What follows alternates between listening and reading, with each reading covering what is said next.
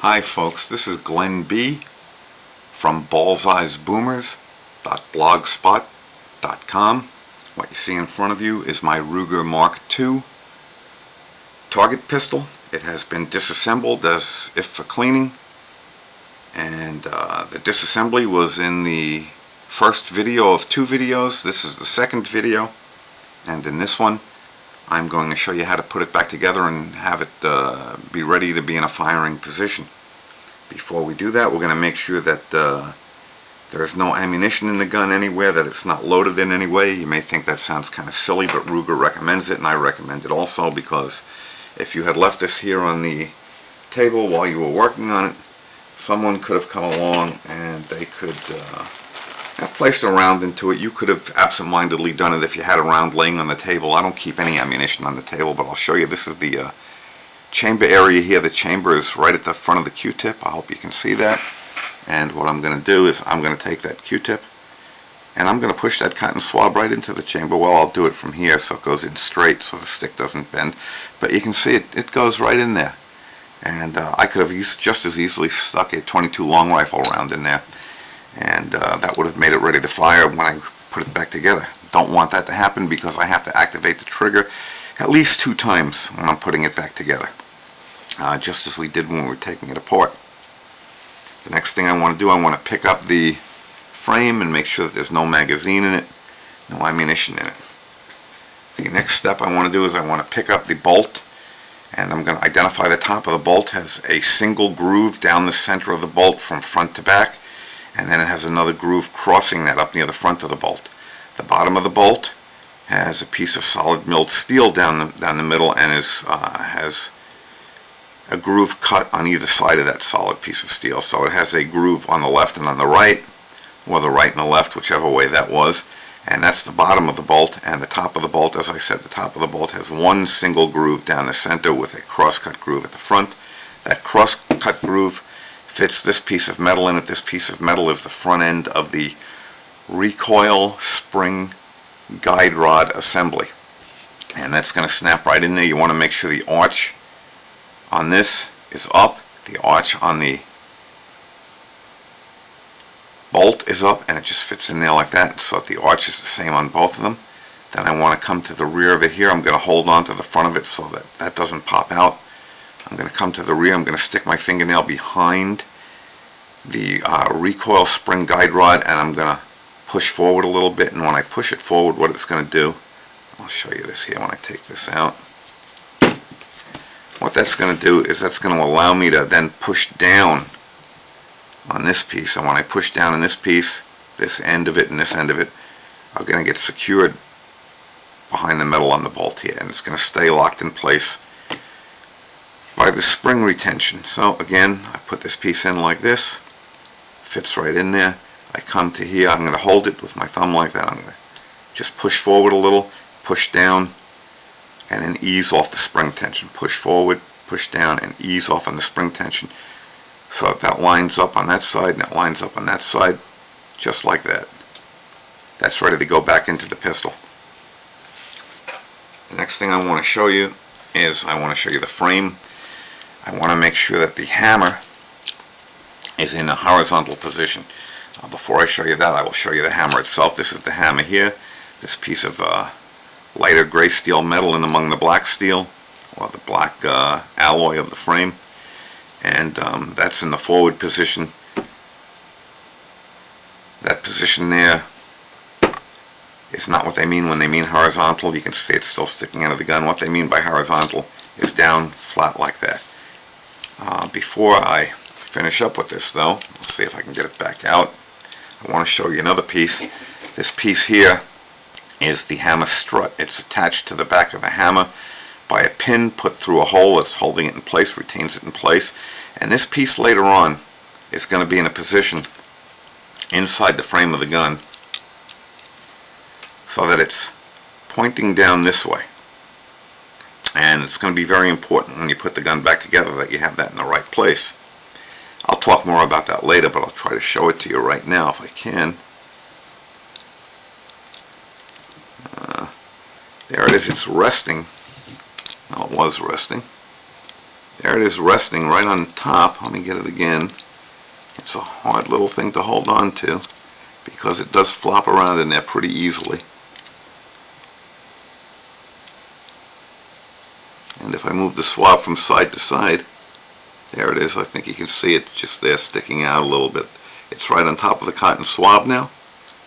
And that piece has to be in about that position later on when you reassemble it. Maybe more like that position when you reassemble it. It doesn't matter much. It will fit into a groove in the mainspring housing, and then it will fit into a small notch in the mainspring housing that's been milled into it to get it back together right. The next thing I want to show you is the barrel and receiver assembly. And at the front of the receiver, right at the rear end of the barrel, there's a square indent cut into the metal. And that square indent continues up under the barrel just a little bit. And the reason that continues up into the barrel is because that square indent meshes up with this square lug that's on the frame. And this square lug has a small lip that sticks off the front of it. That's going to go under the barrel and lock it in place. And what you do in this step is just get them lined up about like this, so you have the indent and the lug lined up. Roll the barrel over on top of it.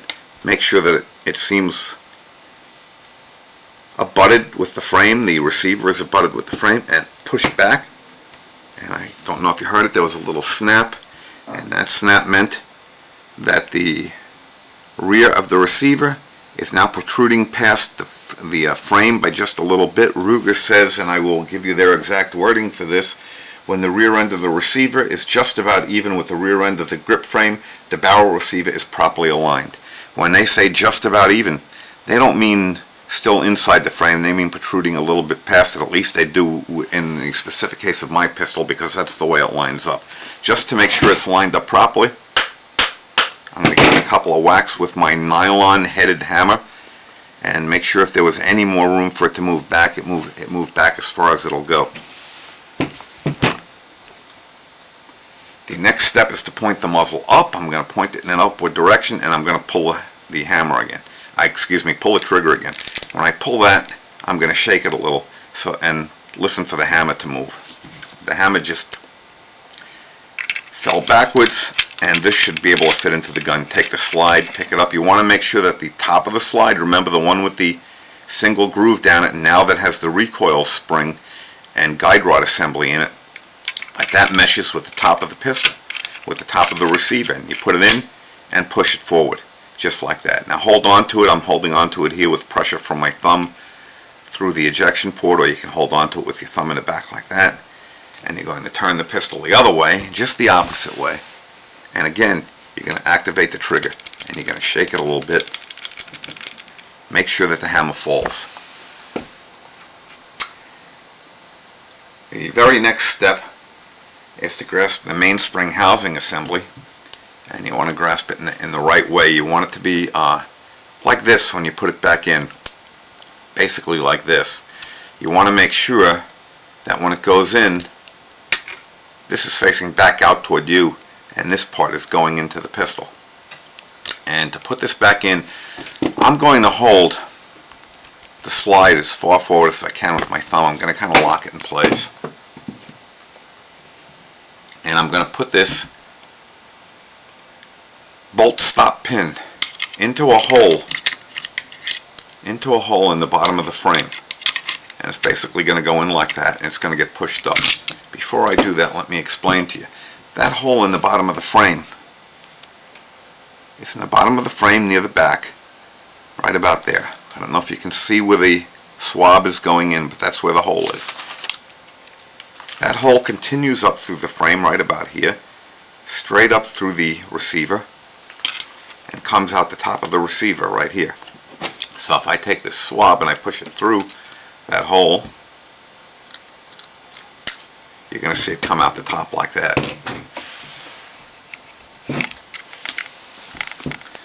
That's what I want to do with the bolt stop pin. I want to put that in there, and I want to get that to come out through that hole. Before I do it though, I want to hold the pistol in about a 45-degree angle like this. The reason is I want to get that hammer strut in there in the right place. I can stick my finger in there, and just a little bit of my finger goes in there, and guess what?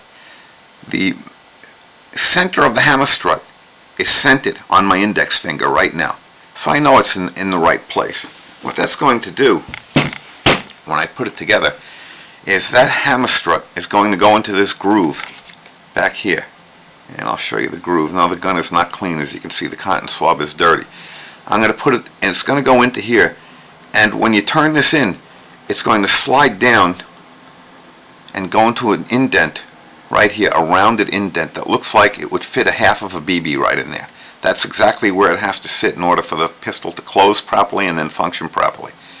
And it'll go in there as long as when you do this, remember to hold the bolt in place so it doesn't come out. I'm going to shake it like that a little bit, put my finger there and try to feel it. I feel it hanging in there. That's great. Now I take the bolt stop pin. I have the mainspring housing aligned in the right way, and I'm going to try to push this in there and hear it snap like that. I think you probably heard that snap. I gave it a really good push. That's the top of the bolt stop pin right there, again protruding above the back of the receiver. Now holding it at this angle again, giving it a little shake so that I'm sure that that hammer strut is free. I just push the mainspring housing back into the gun. When I get it all in there, it goes in pretty easy. It goes in pretty easily. If it's going in with great difficulty against great force, you don't have it set up right. And after I get it in there, I'm going to take the housing latch and I'm just going to push it back into place. And it snaps right back into place here in the mainspring housing in the back strap. Now we're going to see if we got that right. I'm going to pull back the slide. That's the first indication that I got it right. I'm going to check it for ammo. There is no ammo in the chamber. There is no ammo in the magazine well. I'm going to let it go forward.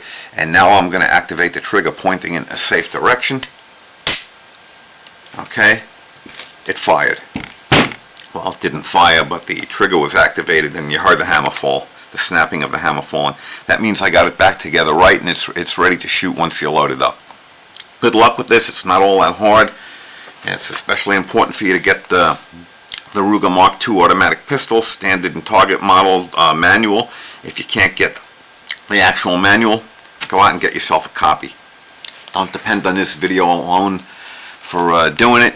I imagine you could, but you'd be a whole lot better off with the manual. The manual explains it even in more depth than I did. This is Glenn B. from ballseyesboomers.blogspot.com, signing off for the night. Thanks and have a good one.